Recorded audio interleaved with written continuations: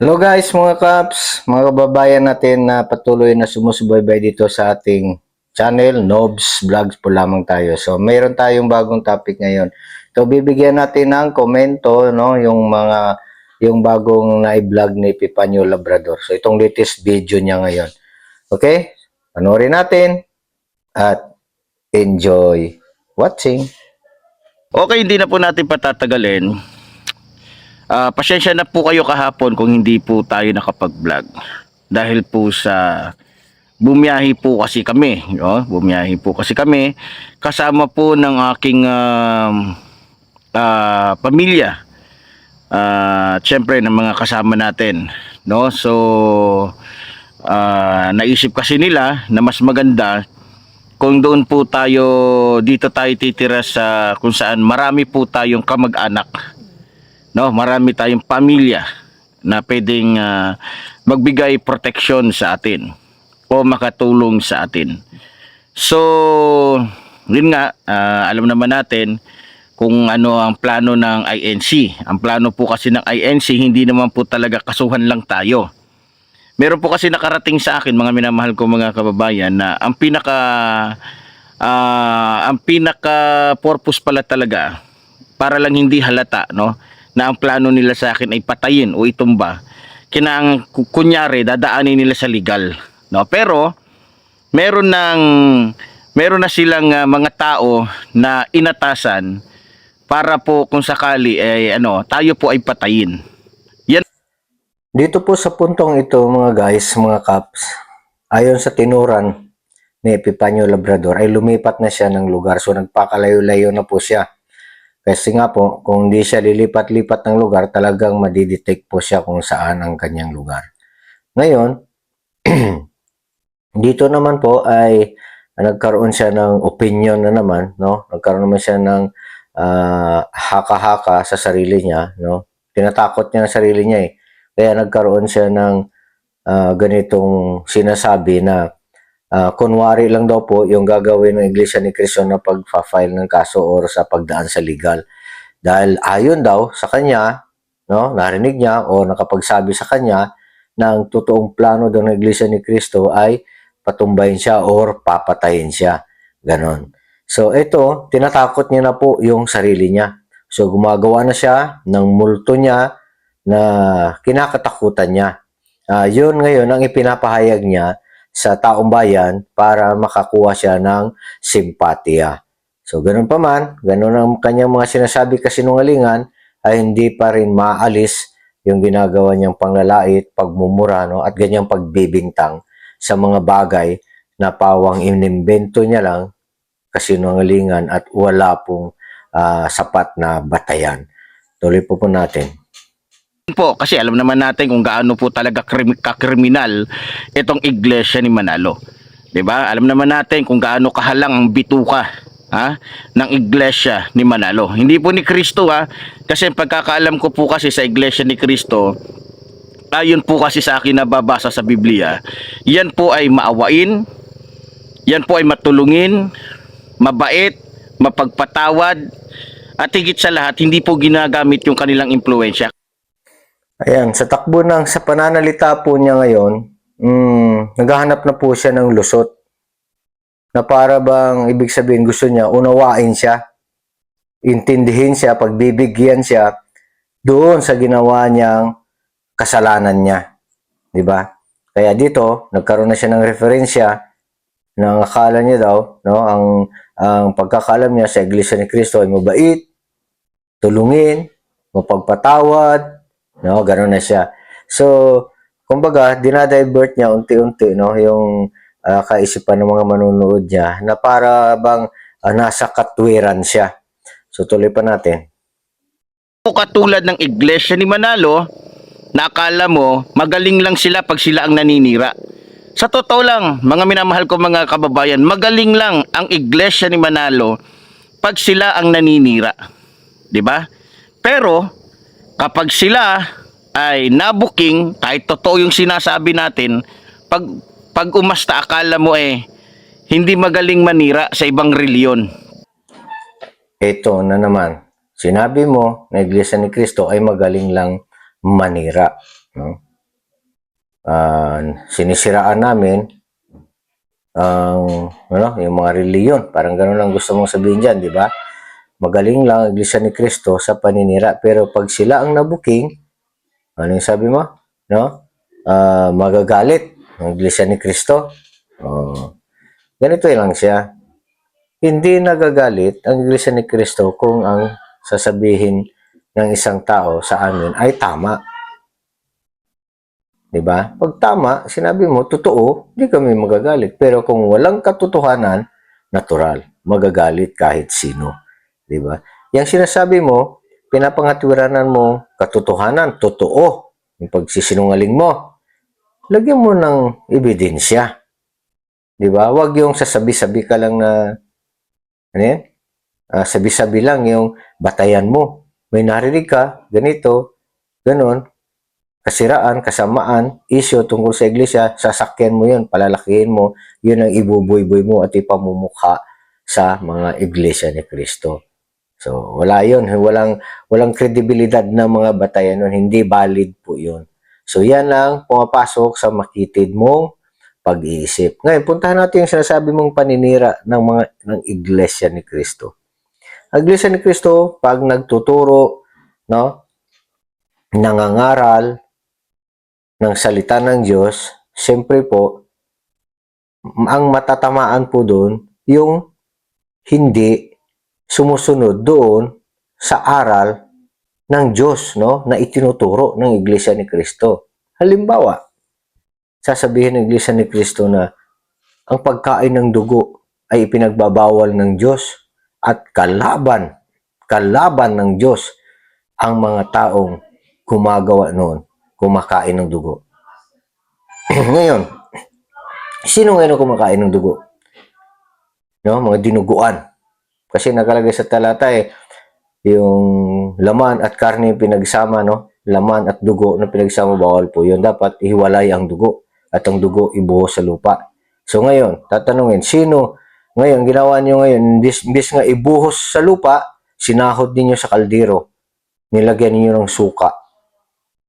O, di ba? Sinahod niyo sa plato, tinabunan nilagyan ng bigas. O, samantala nakasulat sa Biblia, ibuhos sa lupa, no? Ibuhos at tabunan ng lupa. Ang pinangtabon ninyo, bigas eh. Sino gumagawa niyan ngayon? O, kung ikaw, labrador, ginagawa mo yan, di lumabag ka. O, magagalit ka, sasabihin mo, nagsinungaling, naninira ang iglesia ni Cristo, yung nagturo ng ganyang aral na bawal pala yan. Intindihin mo nga sa makitid mong utak. No? Wala kang alam kasi kung ang pag-uusapan ay mga salita ng Diyos, kaya huwag kang gagamit. No? Mapapahiya ka lang. Mapapahiya ka lang. Wala kang kredibilidad na gagamit ng mga referensya sa Bible para lang isuporta mo dyan sa ginagawa mong pangbablog mo na pagmumura, panglalait, pangalipusta, no? Pangduduro, no? Paninira ng buhay o paninira ng tawag yan ng katauhan ng isang tao, no? Gawain po ng diablo yan.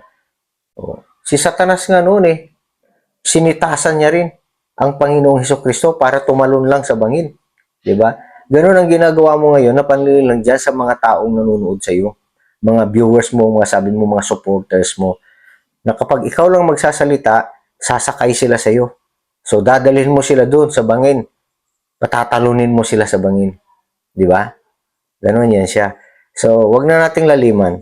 Kasi, mababaw ka lang naman Mababaw ka lang. Kasi kung laliman po yung pagpapaliwanag, mas lalong wala kang maintindihan. Okay? So, tuloy pa natin. 'Di ba? Alam nyo, kagabi po habang ako po ay nasa biyahe, kami dahil sumakay lang po kami sa sarili naming sasakyan, actually sa pinsan ko na van, marami po akong nakausap habang nasa van ako, may nakakausap ako. Ang dami kong natutunan, ang dami kong nalaman, ang dami kong natuklasan, no? At pagkatapos nun, syempre pinatay ko na yung cellphone, bigla akong naisip na buksan yung comment section, no? At binasa ko yung nakasulat doon na ang pagkasabi, mga minamahal kong mga kababayan, Dito guys, no? Ito, Epifanio Labrador, malinaw dito na imagination, sariling palagay mo lamang yung mga sinasabi mo. Sabi mo, nakasakay ka sa van, bang lalakbay kayo, marami kang nakausap, may mga na tuklasan kang mga katotohanan, no? Anong mga katotohanan yun? May mga marami kang nalaman, no? Ano yung mga nalaman mo? Siyempre, yun yung mga pinagsasabi ng mga nakausap mo. So, paano mabigyan ng kredibilidad o yung validation yung mga nagkwento sa iyo na totoo yung mga pinagsasabi nila?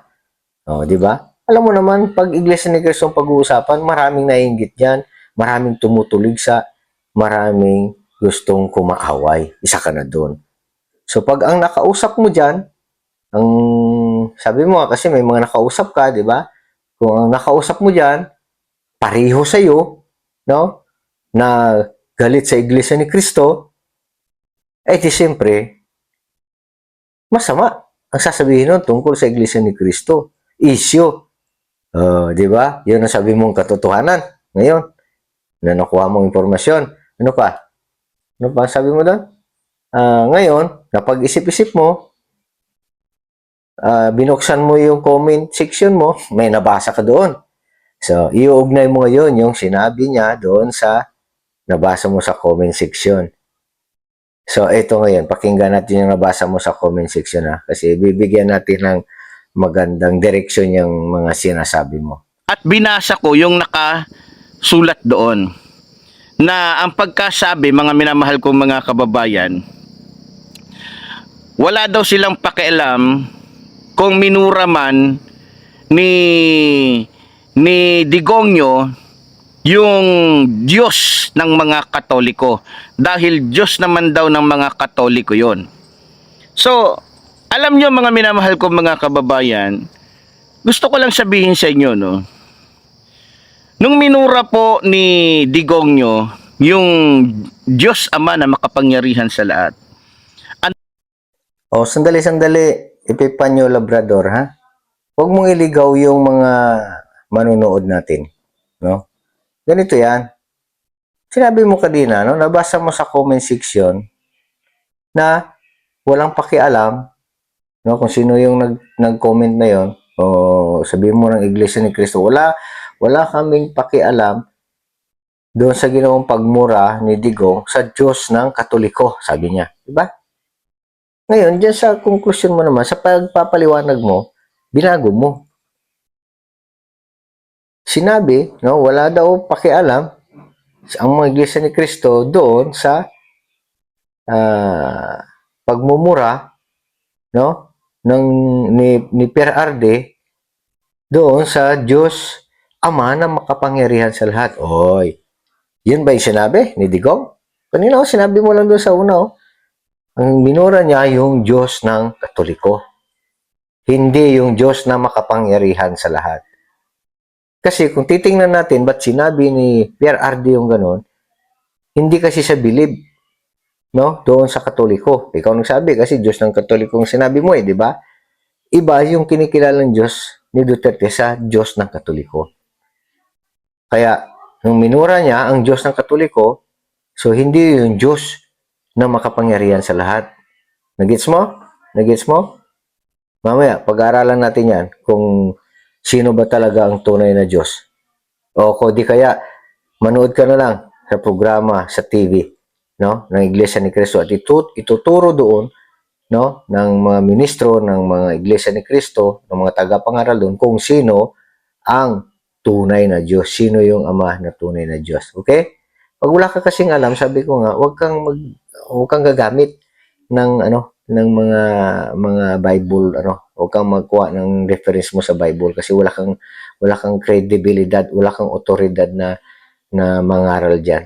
Kasi ang ginagawa mo kasi pagmumura, no, palabintangin, no, pagtungayaw, hindi ka sa Bible dapat kumuha. Doon ka kumuha sa aklat ng Diablo. Kasi yan yung tinuturo kasi ng Diablo, no? Pinahikayat niya sa tao, murahin mo yan, siraan mo yan. O, gano'n, di ba? Gano'n yan siya. So, wala kang karapatan sa Bible. Okay? Naintindihan mo ba ako?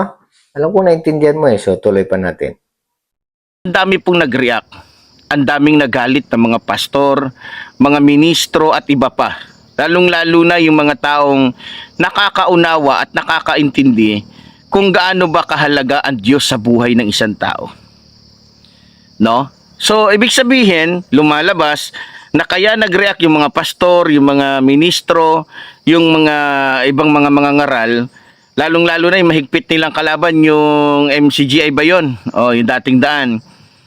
Dahil sa minura ni Duterte, no? Yung Diyos na makapangyarihan sa lahat. Pero So, dito, inuulit ko ha, hindi yung Diyos na makapangyarihan sa lahat ang minura ni PRRD.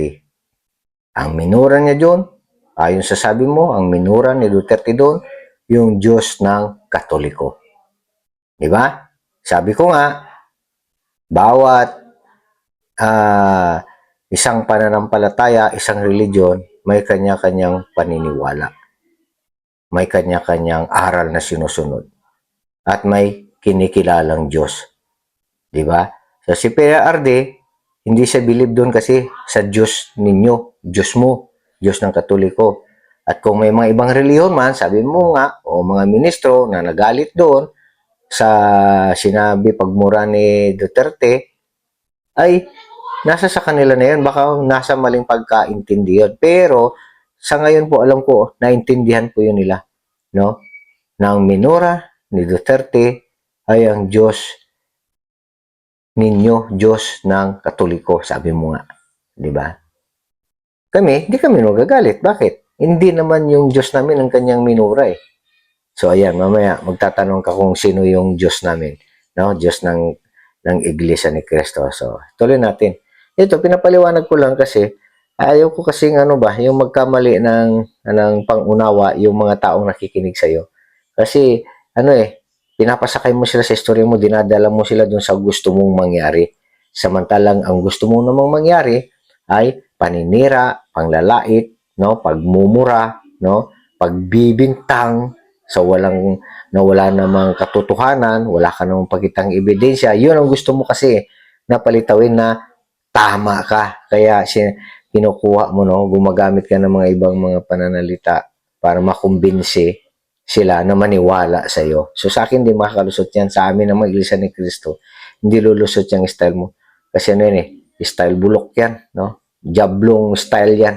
Alam na namin kung paano dumiskarte kasi ang Diablo no? Sa buhay ng mga tao. Tuloy natin. tanong, umimik ba, pumalag ba, nagalit ba yung iglesia ni Manalo? Hindi. Hindi talaga umimik. No? Kami ng mga Iglesia ni Cristo. Kasi nga, hindi naman yung Diyos na kinikilala namin, no? Yung Diyos na amang makapangyarihan sa lahat, hindi naman yun ang minura ni Duterte. Ang minura doon eh, Diyos mo eh. Diyos mo. Diyos ng sinabi mo. Diyos ng Katoliko, ikaw nagsabi. Ang minura ni Duterte ay ang Diyos ng Katoliko.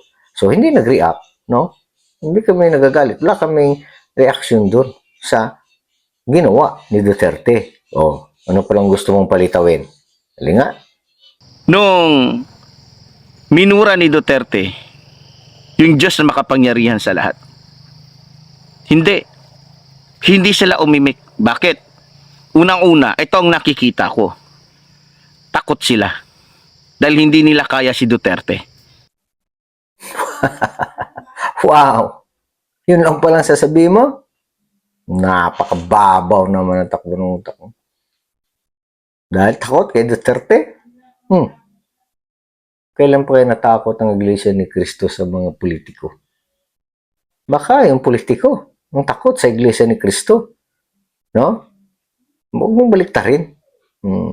Siraan mo lang yung Iglesia ni Cristo, yung mali-mali pa ang ginagawa mo. Maghanap ka ng maganda. Yung bago ba? Yung hindi isipin ng tao na niluloko mo lang sila. Yung sinasabi mo kasi niyan, Inuuto mo lang yung nanonood sa'yo.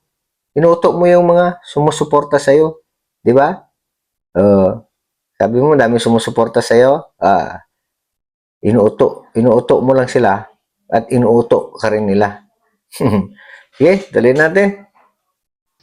Dahil kung mga tao ang pag-uusapan, mga kriminal, mas maraming kriminal, maraming mamamatay tao si Duterte. Diba? So, kaya dahil hindi nila kaya, takot ang iglesia ni Manalo, tameme sila.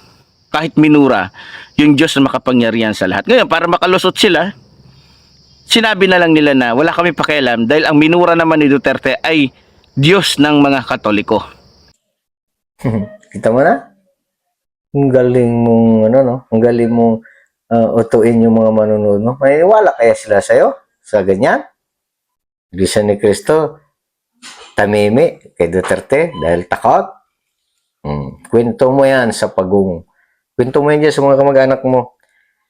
Sabi ko nga, matapos mong pagkwentuhan yung asawa mo, mga anak mo, lumayas kayo ngayon. Diba? Lumipat na kayo ng lugar. Doon naman kayo sa, sabi mo, nandiyan ka na sa mga kamag-anak mo, mas marami, nandiyan pamilya mo, kamag-anak mo.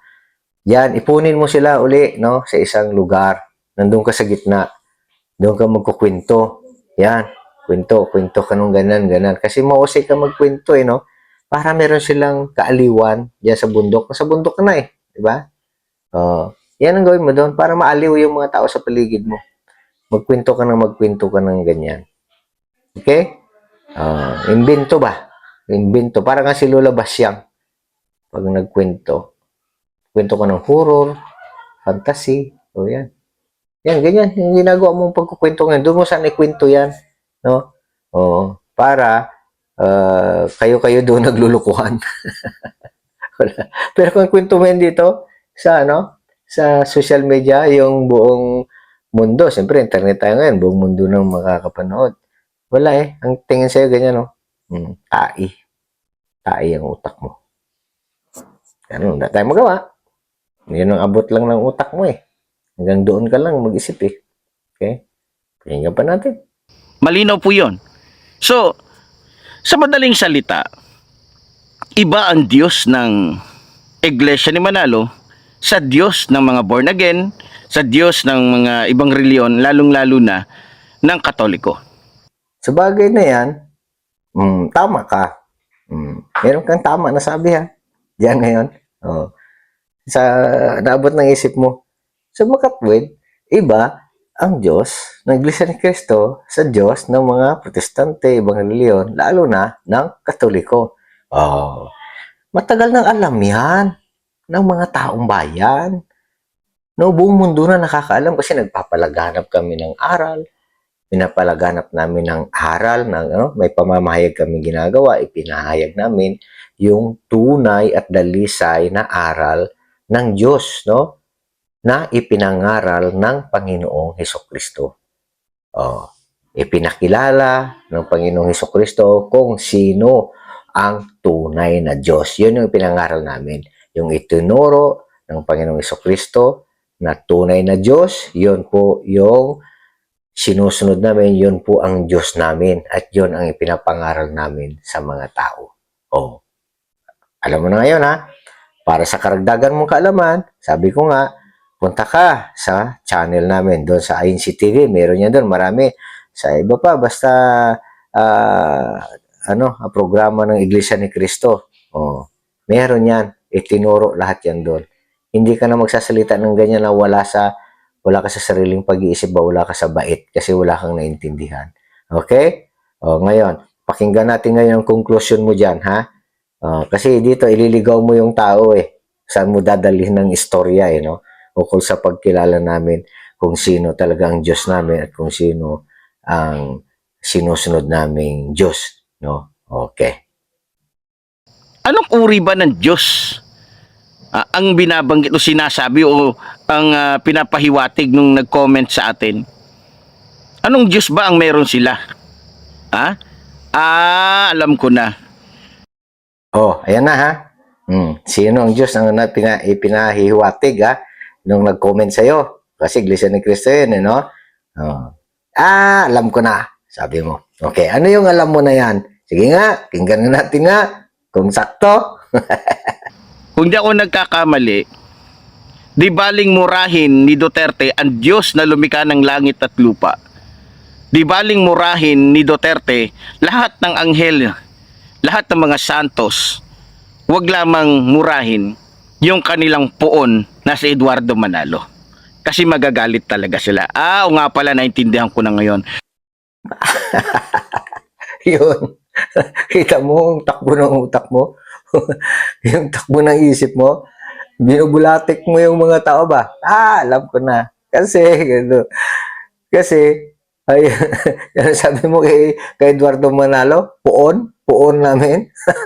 Sino magsabi sa yun? Walang salitang puon sa amin. Sa inyo lang, may puon kayo. Yung ba yung puon ninyo dyan? You know, yung mga santo-santo na sinasabi mo. Oh, yun. Yun yung, ikaw na nagsabi ha, yun yung minura ni PRRD. O yung mga Diyos ninyo, yung mga puon ninyo. Kami wala kaming puon. Hindi poon ang tawag namin kay Eduardo. Imbento mo lang, ipinabintang mo lang yan sa amin. Kayong gumagamit na words niyan no? Yung salitang yan, poon.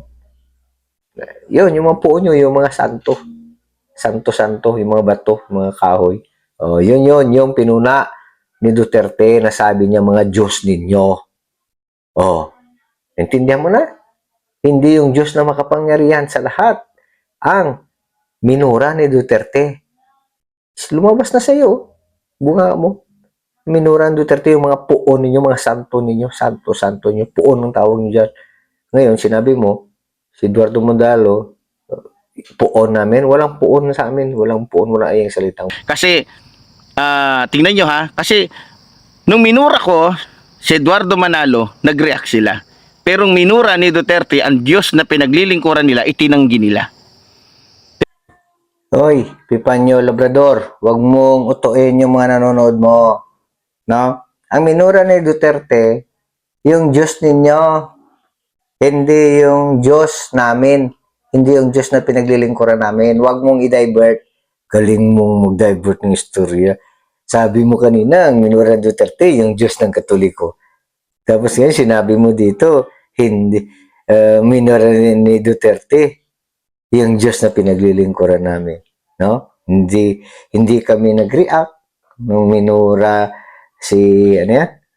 nag-react kami nung minura mo ang aming tagapamahalang pangkalahatan. Tapos nung minura ni Duterte, nung minura ni Duterte, yung Diyos na pinaglilingkuran namin, hindi kami nag-react. Hindi yung Diyos na pinaglilingkuran namin ang nilait ni Duterte doon. Yung Diyos ninyo, napakalino na sinabi mo na kanina, yung Diyos na Katoliko Tapos ibalik mo sa amin. Ganyan ka mag-drive ng kwento ba, no? Pag hindi matalino yung nanonood sa'yo, nakikinig sa'yo, dadalhin mo sila sa impyerno. No? Sinisilo mo ng tali ba? Huwag matali sa lig. Eto na. Susunod na sa akin to. Talon ka ngayon doon sa apoy. Sama mo na sila. Ganyan ang Diablo. Malapit na kasing araw ng panghukom. Naghahanap na siya ng makakasama niya sa impyerno. Dahil alam niya, hahatulan na siya at wala na siyang kawala. Susunugin na siya. Diba? Hahatulan na siya. Parang katulad mo. No, malapit ka na. Pag nahuli ka na, hahatulan ka na. So, naghahanap ko na ng kadamay mo na isasama mo doon. Walang sasama sa'yo doon. Sasabihin ng mga kampon mo dyan, ikaw lang dito, kung Ilonggo pa. Tagalog pa. Ewan ko sa'yo. Punta ka doon. Suluhin mo yan. Kung sabihin ng Lucanan, kinamit. Shout out sa mga nanonood ng mga Ilocano. Okay, dyan sa Ilocos. No? Shout out po sa mga taga Baguio. Okay. Masarap magsalita ng Ilocano dyan sa Ilocos ba? Mabilis, saka malalalim. Okay? Marunong din ako mag-Ilocano Okay. Diyan sa Cebu. Okay. Lagi kong binabanggit Cebu kasi mga next week siguro diyan ako. Tuloy nga natin to. Tuloy pa natin tong kay Panyong na to. Marami pa itong sasabihin eh. Okay? Pero mag-ingat kayo, mga iglesia ni Manalo. May kasabihan sa Biblia na ang sino man tumanggi sa Diyos, itatanggi din sa langit. So, sa madaling salita, mukhang tagilid. Mukhang sa nakikita ko walang iglesia ni Manalo na mapupunta sa langit. Lalong-lalo na hindi kayo dumaan kay Kibuloy. Wala nang may kwento. Nagluluding na yung utak mo ah. Ha? Wala ka nang may panira. Ganito yan ang mangyari sa'yo pagdating ng araw ba? Yung bang maubos na yung mga sinasabi mo na yan, maubos na, wala ka nang may panira, no? Sa iglesia. Ewan ko kung sino-sino ng mga taong babanggitin mo dyan ba, no? Nauubusan ka na ng pagsisinungaling. Nauubusan ka na ng naimbintong mga aral. Nako. Aral ng, ano yan, aral mo, no? Nauubusan ka na ng mga kwento, ng mga isyo na ibibintang sa Iglesia ni Cristo. Wala kang karapatang mangaral. Hindi mo kami kayang, ano yan, mangangaral ka dyan. Wala kang kaalam-alam nga sa salita ng Diyos eh. Tapos, gamit-gamit ka ng mga ganyan para lang patutuhanan mo yung kasinungalingan mo. Ha? Kakaya. Kahit bata manood sa'yo, tatawanan ka, no? Bata Iglesia ni Cristo, makapanood sa'yo. Wala. 70 ka. Kumbaga, tahi ang tingin sa'yo. Hindi maalis talaga ng pagiging tae mo ba? Hindi na sana masasalita tungkol sa doon sa pagiging tae, pero wala, yun ang talagang, kumbaga, ma-describe ka, ganun eh, no? Ganun ang description mo. Tuloy pa natin. Na kung saan kakampi nyo ngayon. Biro mo talagang ito masasabi ko na, talagang pagdating sa kasamaan, talagang magtatandem talaga. Kasi balita ko, hindi lang ang iglesia ni Manalo ang nag-aano sa akin ngayon, na itumba ako. Pati itong KOGC. Pati itong KOGC, nagmamadali na itumba ako. 'Di ba? Nagmamadali na itumba ako. Sinasamantala nila. 'Di ba? So, talaga nga naman, kapag ka mahirap, nagmamadali silang itumba. Nagmamadali silang ipapatay. Pero pag mayaman, alanganin sila. Kasi nga naman, mayaman. May mga bodyguard, may kakayahan. Maraming pwedeng bayaran para ipagtanggol siya. Hindi kagaya ng yung lingkod na isang mahirap. Yan na naman. Kasi ang balita ko, pati QGC, nagbabalak tumbayin ako, sana magkatotoo yung mga balita mo. Di ba, no? Yung balita na nasa utak mo lang. Sino pa nagbabalita sa iyo ba? No? Diablo, may espiritu ng Diablo, mupunta doon, bumubulong doon, binubulungan ka sa utak mo. So, yun yung mga balita na naririnig mo. Wala na, sira ulo. No? Nagiging sira na yung tuk-tuk mo ba? Wala nang direksyon yung mga sinasabi mo. So, ikaw rin, tumatakot dyan sa sarili mo. So, marami na. Nice. Ganun talaga yung tawag dyan, yung papunta na sa pagkabaliw ang tao. Marami nang iniisip na papatay sa kanya. Kala niya sinusundan na siya. Tama yung doon sa sinabi nung iba doon na, pagdating ng panahon, yung anino mo, katatakutan mo ba, no? Tatalong ka sa bintana pag nakita mo yung anino mo, uy, sumusunod sa akin, anino mo lang pala. O, di ba? Ganyan ang mangyari na sa'yo. Yan. Mamundo ka na. O. Mga kamag-anak mo na kasama mo dyan. Okay. Busog ako. Ngayon, kung magkatotoo yung chismis mo naman, nasabi mo may patong kang 3 million, di mas maraming magkakainti pag-aagawan ka ng mga kamag-anak mo dyan eh. Sigurado ka ba yung mga kamag-anak mo dyan? Sa'yo lahat yan? Nako po. Pag totoong may 3 million pa itong ulo mo, dapat sa'yo doon ka tumira sa ikaw lang mag-isa. Pero pag may kasama ka, kahit sino pa yan, pag may 3 million kang patong sa ulo, yun, yun ang mag-claim ng 3 million. Di ba? Kasi kwento-kwento mo, kwentong barbero. Kaya di ka dapat paniwalaan. Mga nanonood sa'yo, mga supporters mo, sinasabi mo, totoo yan, hindi ka rin susuportahan uli yan. Yung unang video mo, yung lasing ka, iniwanan ka sabi mo ng sawa mo, no? Pamilya mo na wala sa'yo. Tapos binanggit mo si PRRD saka si Romualdez. Tauhan ka nila. Hindi ka sinuportahan, pinabayaan ka, pero diehard ka pa rin sa kanila. Ay, pagpatuloy mo yung kahibangan mo. Kahibangan yun. Doon pa nakita na wala kang kredibilidad na tao na paniwalaan pag nagsasalita dito sa social media. Kaya ano pa man ang sasabihin mo dito, ano pa man gagawin mong pang-vlog, panglalait, ang mangyari niyan, maiinis na lang. No? Maiinis na lang sa'yo. Siyempre, mga iglesia ni Cristo, maiinis na lang. Panginis na lang ginagawa mo. Pero wala na yan. Pero yung kaso sa'yo, tuloy-tuloy.